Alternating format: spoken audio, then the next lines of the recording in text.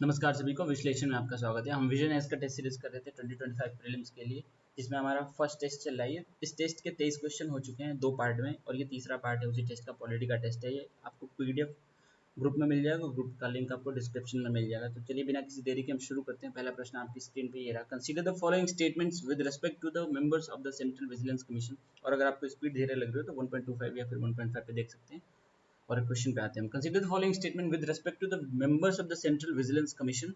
The members of the CVC are appointed by the president by warrant under his hand and seal। बिल्कुल सही है ये। एक second में पेन चेंज कर लूँ, थोड़ा रेड हो जाए। हाँ ठीक है, तो ये सही है। The members of the CVC hold office for a term of 6 years or until they attain the age of 70, whichever is earlier। नहीं, ये 70 नहीं होता है, 64 या 65 समथिंग होता है, और ये 4 years होता है, तो ये आपका गलत हो जाता है। The president can also remove the central vigilance commissioner on the ground of proven misbehavior and incapacity। हाँ ये ठीक है, प्रेसिडेंट कर सकते हैं। तो 1 और 3 इसका आंसर हो जाएगा। तो आंसर क्या होगा इसका? ओनली 2 हो जाएगा इसका आंसर। एक्सप्लेनेशन देखेंगे फिर आगे बढ़ेंगे। इसका एक्सप्लेनेशन क्वेश्चन नंबर 23 है ना ये। क्वेश्चन नंबर 23, एक सेकेंड किधर गया है। Question number 23, article 368 provides for 2 types of amendments. नहीं, ये क्वेश्चन नहीं किया था हमने, और कुछ किया था सीवीसी वाला। क्वेश्चन नंबर 24 था। Article the central vigilance commission is a multi member body consisting of central vigilance commissioner chairperson and not more than 2 vigilance commissioners. मतलब टोटल 3 लोग रहेंगे। They are appointed by the president by warrant under his hand and seal on the recommendation of the 3-member committee consisting of the prime minister as its head and union home minister and leader of opposition in the Lok Sabha। ये 3 लोग इसके member रहेंगे, जो appointment committee रहेगी। They hold office for a term of 4 years, ये देखो मैंने कहा था वहाँ पे, and until they attain age of 65 years, मैंने शायद 64 कहा था। whichever is earlier after their tenure they are not eligible for any further employment under the central government or state government। उसके बाद मतलब एक बार रिटायर हो गए उसके बाद आपको कोई सेंट्रल या स्टेट गवर्नमेंट पब्लिक सेक्टर मतलब वहाँ पे जॉब नहीं मिलेगी, आप फिर से एम्प्लॉयमेंट के लिए एलिजिबल नहीं है। क्योंकि ऐसा काम होता है सेंट्रल विजिलेंस, इनको देख रेख का ही तो काम होता है, या तो फिर वो फिर कॉन्फ्लिक्ट ऑफ इंटरेस्ट आ जाएगा। The president can remove the central vigilance commissioner और any vigilance commissioner from office under the following circumstances if he और शी इज एडजस्ट इंसॉल्वेंट, दिवालिया घोषित हो जाए, if he has been convicted of an offence which in the opinion of the central government involves a moral turpitude, if he engages during his term of office in any paid employment outside of his office, मतलब कोई अलग व्यापार करते हैं या फिर कोई और काम करते हैं, तो if he is in the opinion of the president unfit to continue in office by the reason of infirmity of mind or body, मतलब किसी अन्य कारण से भी राष्ट्रपति उनको हटा सकते हैं अगर राष्ट्रपति को ऐसा लगता है तो। if he has acquired such a financial or interest unlike and is likely to affect prejudicially his official function, मतलब कुछ ऐसे चीज़ों में उनका इंटरेस्ट है जिससे उनके ऑफिशियल फंक्शन अगर प्रभावित हो तो भी उनको हटाया जा सकता है। और ग्राउंड ऑफ प्रूवन मिसबिहेवियर और इनकैपेसिटी। अगले प्रश्न पे चलते हैं। Question number 25, with reference to the national emergency consider the following statement, the center becomes entitled to give executive direction to a state on any matter। हाँ ठीक है, any matter होता है, बिल्कुल एब्सोल्यूट है ये, तो ठीक है। आर्टिकल 352, 356 और 360, ये 3 इमरजेंसी वाले आर्टिकल हमारे। The legislative power of state legislature is suspended. नहीं, ये सस्पेंड नहीं होता है, लेकिन सब्ज्यूम हो जाता है इसमें, पार्लियामेंट उसका काम करेगी लेकिन सस्पेंड नहीं होगा, तो आपका गलत हो गया। The power to modify the constitutional distribution of revenue between the centre and the state is vested in the parliament. नहीं, vested in president of India, parliament नहीं होगा, ये भी गलत है आपका। तो आपका 1 स्टेटमेंट इसका ओनली 1 इसका सही हो जाएगा। एक्सप्लेनेशन देख लेते हैं, ईजी है ये। देखो, इमरजेंसी जब फोर्स में होता है तो सेंटर और स्टेट रिलेशन बहुत बेसिक चेंज में जाता है, जिसमें ज़्यादातर पावर सेंटर में सबस्यूम हो जाती है।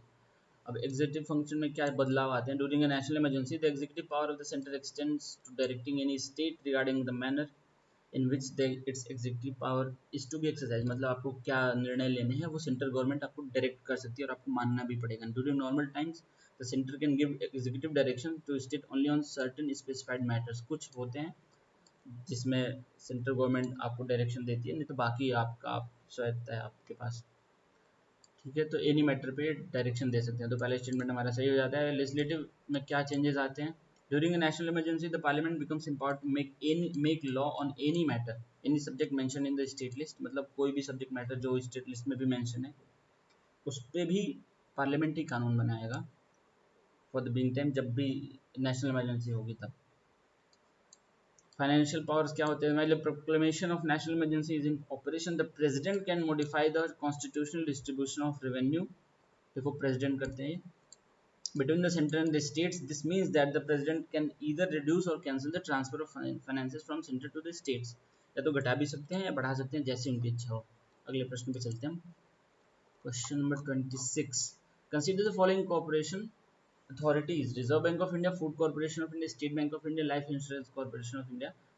How many of the above are totally and directly audited by the Comptroller and Auditor General of India? देखो इनका मैंडेट होता है पीएसयू वगैरह को देखने का, तो आरबीआई तो रेगुलेटरी बॉडी है, ये भी पीएसयू नहीं है, कोई पीएसयू नहीं है, बैंक है ये तो एलआईसी, तो ये इनको नहीं देखते हैं। ये ऑडिट अपना प्राइवेट इंडिविजुअल या फिर किसी तरह के सीधे पार्लियामेंट को रिपोर्ट खुद ही सौंपते हैं सभी लोग, जैसे गेल भेल ओएनजीसी ये सब जो पब्लिक सेक्टर एंटरप्राइजेस होते हैं उसका कैग देखते हैं, इसका नहीं देखते हैं। तो आपका आंसर होगा नन, डी हो जाएगा इसका आंसर। एक्सप्लेनेशन देख लेते हैं हम। क्वेश्चन नंबर 26 का आंसर डी ठीक है। The role of CAG in the auditing of public corporation is limited. Broadly speaking, his relationship with the public corporation fall into broad three categories। देखो सबसे पहले आता है आपका वो कैग जिसको कुछ कॉरपोरेशन होते हैं जिनका एक कैग करता है, जैसे दामोदर वैली कॉर्पोरेशन, ये बिजली कॉर्पोरेशन है पश्चिम बंगाल में, और ओएनजीसी का करता है और बाकी पीएसयू का भी करता है। ऑडिटेड बाई, जैसे कि अदर कॉर्पोरेशन कैसे होते हैं? Private professional auditors who are appointed by the central government in consultation with the CAG, ऐसे ऑडिटर्स जिनका अपॉइंटमेंट करे सेंट्रल गवर्नमेंट कंसल्ट करके कैग को वो करते हैं, जैसे कि सीडब्ल्यूसी, इंडस्ट्रियल फाइनेंस कॉर्पोरेशन वगैरह, जैसे इसमें आरबीआई एलआईसी वगैरह दिया है तो वो उनका वही करते हैं। आगे कुछ इसमें दिया है, some other corporation are subjected to private audits and here are the example, those examples were already given in the question. Let's move to the next question. Question number 27, consider the following events Goa was conferred full statehood। हाँ तो इसमें पूछा क्या? अच्छा chronological order में पूछा है लगाने को, ठीक है। इसका एक शॉर्टकट होता है, मैं ग्रुप में भेज दूंगा, उसका क्या कहते हैं, आम गुनाही मेघ मंत्री, उसका है एक शॉर्टकट है, एक्रोनिम है, तो मैं भेज दूंगा, उसको देख लेना, समझ में आ जाएगा। अब करते हैं question. Creation of the state of Haryana, ठीक है। इंक्लूजन ऑफ सिक्किम, सिक्किम तो 1975 में था, इंदिरा गांधी जी के टाइम पे होते हैं। तो formation of the state of Nagaland, देखो आम गुनाही मेघ मंत्री, नागालैंड सबसे पहले आएगा, तो आपका 4 ऑप्शन कहाँ पे दे रखा है? 4 ऑप्शन, आंसर इसका बी होगा। देखो एलिमिनेट ही कर लिया हमने सीधे, एक ही ऑप्शन में 4 सबसे पहले दिया तो यही आंसर होगा इसका, बाकी एक्सप्लेनेशन हम देख लेंगे। ये 75 में, नागालैंड से 63 या 66 के आसपास में है, तो नागालैंड सबसे पहले होगा, हरियाणा दूसरे नंबर पे आएगा, ये भी 60 के दशक में हुआ था। उसके बाद गोवा को मिला था, गोवा को तो वैसे पहले एक्वायर कर लिया था, यूनियन टेरिटरी बना दिया था, बाद में स्टेट बनाया था पुलिस कंट्रोल से, पुर्तगीज के अंदर ये कॉलोनी थी ना पुर्तगीज की, उसके बाद ले लिया था, लेकिन इसको स्टेटहुड बाद में दिया था, मतलब 80 के आसपास। देखते हैं आंसर अब, इसका आंसर वैसे बी होगा क्योंकि सबसे पहले नागालैंड का होगा आंसर। देखते हैं एक्सप्लेनेशन 27 का बी ठीक है। अब देखो ये पोर्चुगीज से पुलिस एक्शन द्वारा लिया गया था, 1961 में ही ले लिया था, लेकिन इसको दिया स्टेटहुड 1987 में गोवा को, ठीक है, तो वो आपका बाद में आता है। 63 में आसाम से निकाल के नागालैंड को दिया था, नागा हिल्स और ट्वेंसांग एरिया को बाहर करके आसाम से। अब ये हॉस्टाइल नागा, उस टाइम नागा इंसर्जेंसी मूवमेंट काफ़ी चल रही थी, इसलिए दे दिया। 16th स्टेट बना था नागालैंड भारत का, और 66 में पंजाब को बनाया था बाइफरकेट, पंजाब को बाइफरकेट करके हरियाणा बनाया था, और उसके बाद हिमाचल भी बना था, एक बड़ा सा स्टेट पेप्सू था उस टाइम ना, तो उसके बाद हरियाणा बना। 17th स्टेट आपका भारत का। ये सब तो काफ़ी डिटेल है, मैंने देखना, केवल ईयर देख लेते हैं। शाह कमीशन के रिकमेंडेशन में बनाया था इसको। 1947 तक ये सिक्किम में प्रिंसली स्टेट हुआ करता था, चोग्याल इसको रूल करते थे। 1947 उसके बाद ये प्रोटेक्टोरेट बन गया भारत का। उसके बाद ये जो इसका राजा था ना वो काफ़ी चाइना के साथ घुलने मिलने लगा था, लेकिन लोग वहाँ के जो थे सिक्किम के वो भारत में मिलना चाहते थे। फिर यहाँ पे प्लेबिसाइड हुआ, 99% लोगों ने वोट किया भारत के पक्ष में, 1% लोगों ने नहीं किया, तो क्या ही मतलब है। फिर उसके बाद भारत सरकार ने इनको एक्वायर किया, इनको बाद में कॉन्स्टिट्यूशन 36 कॉन्स्टिट्यूशन के अंतर्गत 1975 में सिक्किम को फुल फ्लेज स्टेट बना दिया, और आज के टाइम पे सिक्किम भारत का बहुत बढ़िया राज्य है, फर्स्ट ऑर्गेनिक स्टेट भी। अगले प्रश्न पे चलते हैं। Consider the following statement with reference to the post-independence reorganization of states. State Reorganization Commission accepted that the theory of one language and one state. नहीं, ये नहीं था, क्योंकि ये नेशनल इंटीग्रिटी के खिलाफ था। वन लैंग्वेज वन स्टेट के हिसाब से बना तो स्टेट, लेकिन एक राज्य में एक ही लैंग्वेज होगा ऐसा नहीं होगा। लैंग्वेज बेसिस पे स्टेट्स बने थे, वो बात सही है, लेकिन ये वन लैंग्वेज वन स्टेट बिल्कुल नहीं सही है, तो ये गलत हो गया आपका। Andhra Pradesh was the first state created after the acceptance of the recommendation of the State Reorganization Committee. दो कमेटी बनी थी, शुरू में JVP कमेटी बनी थी, जिसमें जवाहरलाल नेहरू, सरदार वल्लभ भाई पटेल और JVP पट्टाभी सीतारमैया थे। तो उसमें कोई उतना कंक्लूजन नहीं निकला था, तो उसके बाद फजल अली कमीशन बना था, उनके रिकमेंडेशन पे ये बने थे। तो आंध्र प्रदेश तो पहले बन गया था, ये रिकमेंडेशन आई थी कमेटी उसके पहले, इसके लिए तो काफ़ी हंगामा भी हुआ था। तो आंध्र प्रदेश तो नहीं, तो ये भी आपका गलत हो जाता है।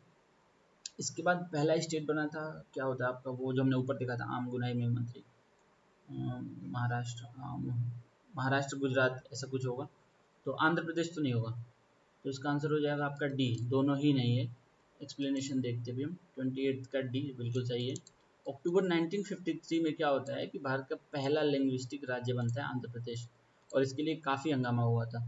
अभी जो हमारे इसके पहले पूर्व, क्या नाम है इनका, श्री वेंकैया नायडू, जो पहले इसके पहले उपराष्ट्रपति थे, वो भी शायद इस वाले एजिटेशन में शामिल थे, शायद उनकी बायोग्राफी में है कहीं पे, एक बार देख लेना, 100% श्योर नहीं, लेकिन शायद वो थे, इस वाले ही आंदोलन से वो बाहर निकले थे, नेता बने थे। तो इसमें एक कांग्रेस, बड़े कांग्रेस नेता की जिनका नाम पोट्टी श्रीरामुलु है, इनका देहांत हो गया था। उसके बाद 56 दिन के स्ट्राइक पे थे, तभी इनका देहांत हो गया था। उसके बाद ये राज्य बना था आंध्र प्रदेश, तो ये कमेटी के रिकमेंडेशन के पहले बना था। उसके बाद भारत सरकार ने एक कमेटी बनाई 1953 में दिसंबर में, जिसके मेंबर्स थे फजल अली और KM पानीकर, HN कुंजरू। ये इंपॉर्टेंट है, आप मेंस के आंसर में भी लिख सकते हैं। उसके बाद क्या होता है, it submitted report in September 1955, उसमें रिजेक्ट कर दिया था theory of one language and one state. Its view was that the unity of India should be regarded as the primary consideration in any redrawing of the country's political units. Language के आधार पर राज्य बन तो गया, लेकिन एक राज्य में एक लैंग्वेज, ये सही नहीं है, ठीक है। तो ये है, बाकी आप देख लेना ये scheme of reorganisation of states की क्या क्या फैक्टर कंसीडर किया गया था। अगले प्रश्न पे हम चलते हैं, question number 29th। Consider the following function: ratification of India's membership to the Commonwealth, adopting the national anthem of India, enactment of ordinary law, sorry। पूछा क्या है इसमें, how many of the above functions were performed by the Constituent Assembly of India। इसमें से कौन कौन से function constituent assembly जो कि 1946 में बनी थी, कौन कौन से फंक्शन को उसने परफॉर्म किया है। रेटिफिकेशन ऑफ इंडियाज मेंबरशिप बिल्कुल किया था कॉमनवेल्थ के लिए। कुछ टाइम, उस टाइम पे ये भी विवाद हुआ था कि हम कॉमनवेल्थ छोड़ देते हैं, कुछ लोग का था, जैसे कि क्या नाम था उनका, यार नाम नहीं याद आ रहा है, उन्होंने मतलब काफ़ी विपक्ष के इसके विरोध में बोला था कि हम अब तो स्वतंत्र हो गए, तो क्यों कॉमनवेल्थ का मेंबर रहें।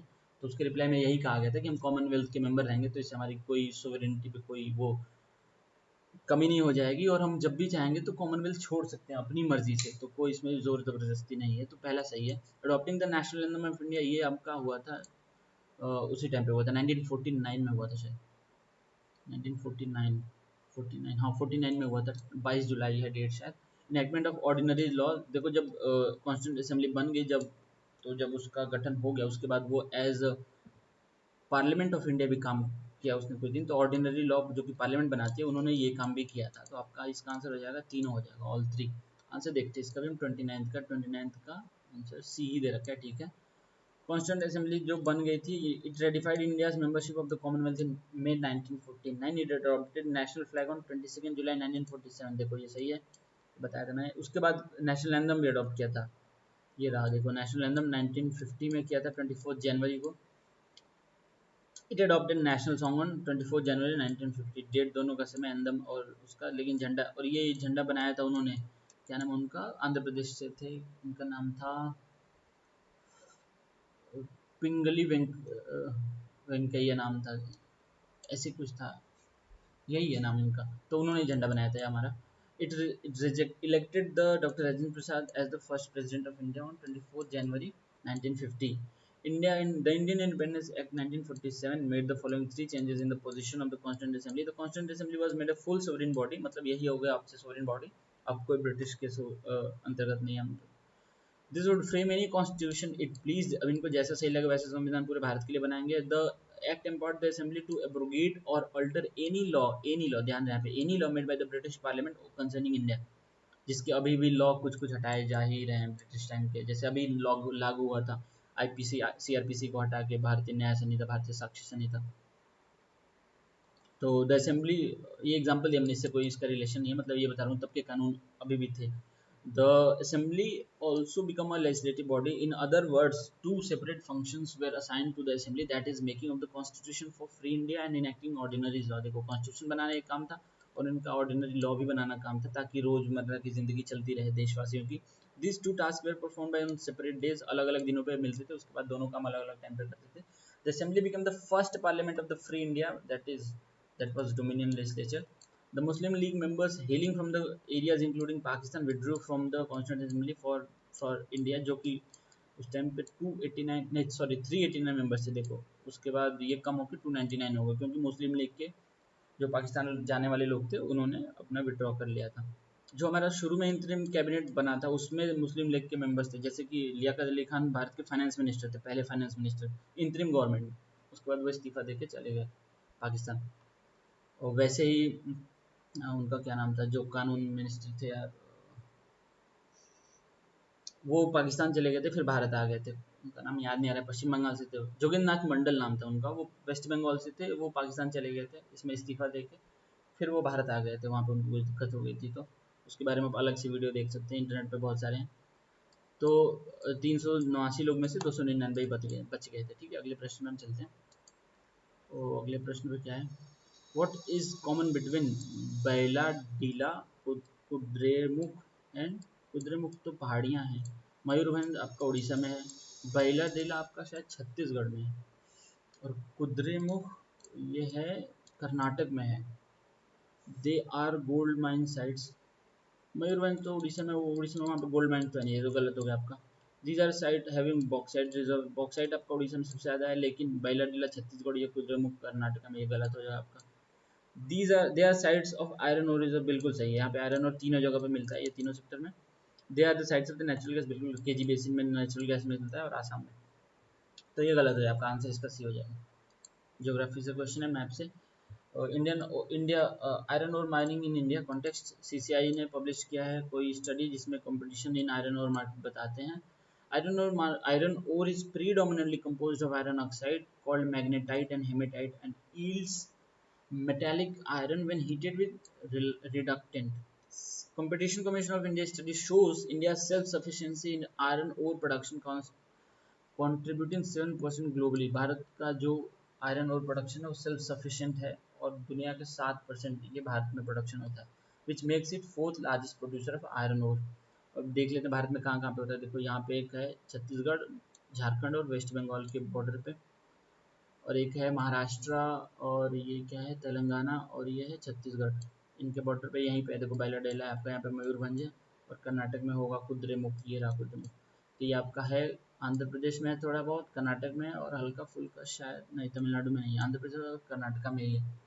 तो ये है आपका आयरन और माइनिंग बेल्ट, देख लेना मैप में बाद में सोल्यूशन में। अगले प्रश्न में चलते हैं, हम 2-3 क्वेश्चन और करेंगे फिर बंद करेंगे। How many of the following are envisaged as the right against exploitation in the Constitution of India? Protection against arrest and detention, ठीक नहीं है ये तो। राइट ऑफ फ्रीडम आपको आता है, ये 1922 उसमें वाला आता है, 19 20 21 22 वाले में, तो ये आपका गलत हो जाएगा। Prohibition of employment of children in factories, ये ठीक है। Prohibition of traffic in human beings and force labour, ये भी ठीक है, आपका 2 आंसर हो जाएगा, ओनली 2। आंसर 31 का बी ठीक है, ओनली 2। आर्टिकल 23 और 24 है, prohibits traffic in human beings, बेगार, बेगार मतलब force labour, under the similar forms of forced labor. Article 24 prohibits the employment of children below age of 14 years in any factory, mine or any other hazardous activities like construction work or railways. Article 1922 आपका article right to freedom में आता है, इसमें press, और article 21 right to life liberty ये सब आता है। अगले प्रश्न पे चलते हैं हम।